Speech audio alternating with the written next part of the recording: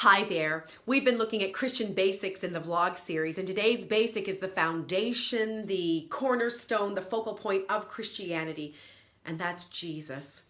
And you may say, why is that, Nancy? Well, to answer that, I'm going to take you to a scene on the cross. Matthew 27, verse 46, Jesus cries out in a loud voice, my God, why have you forsaken me? Forsaken means to abandon or to reject. God, who is holy and righteous and perfect, abandons Jesus while he is on the cross. You would say that's terrible. Yeah, it was, and it is. Why is that? Well, to answer that question, we have to look at a dirty little word called sin. The scriptures describe sin as the things that we do, like when we yell at somebody, or the things we don't do, like when we walk past the poor and they have their hand out in need.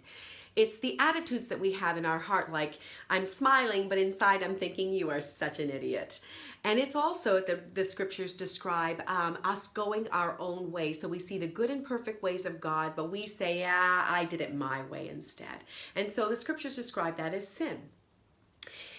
In Romans chapter 6, verse 23, it says that the wages or the cost of sin is death.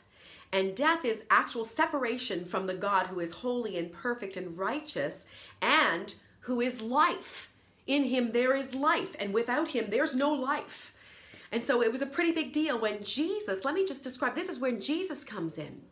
Jesus lived the life that we could not live. We were incapable of living perfectly, sinless perfection. Jesus was sinless, and he made himself the perfect sacrifice in his sinless life.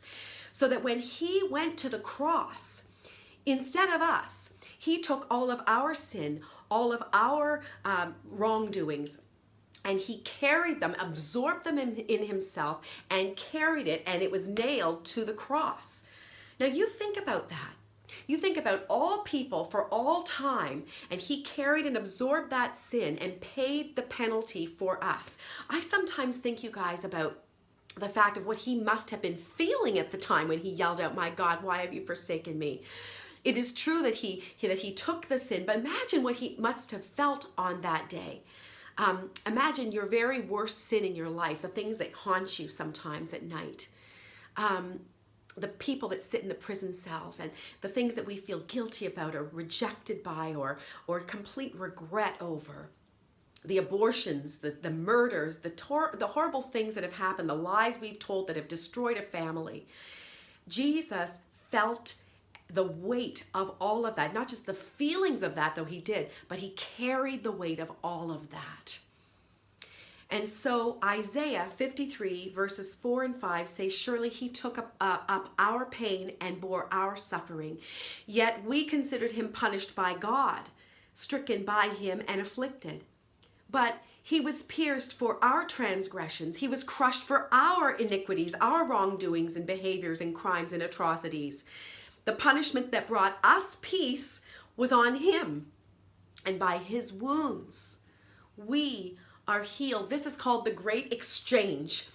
He died so we could live. That is the amazing news of the gospel. How do you respond to such a gift? Well, I'll tell you how I've responded.